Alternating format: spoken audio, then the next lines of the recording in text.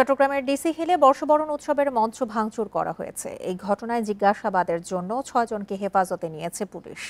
রোববার রাত ৮টার দিকে এই ঘটনা ঘটে। প্রত্যক্ষদর্শীরা জানান ২৫ থেকে ৩০ জনের একটি দল বিভিন্ন স্লোগান দিয়ে মঞ্চের সামনে এসে চেয়ার, টেবিল, ব্যানার সহ বিভিন্ন জিনিস ভাঙচুর করে।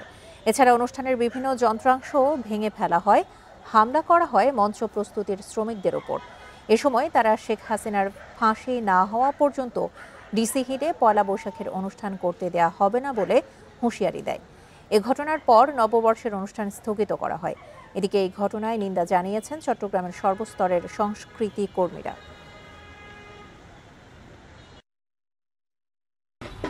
কথা বলতেছি, ও আমাকে দেখে ও কথা কাজ জন্য বলতেছেন খাসানে, তারপরে আমি এদিক দিয়ে আমাকে মাসে মতো আমি এদিক দিয়ে চলে গেছি। খুবই দুঃখ লাগছে যে এই ধরনের ঘটনা আসলে এটা হওয়া উচিত না আমার দেশে।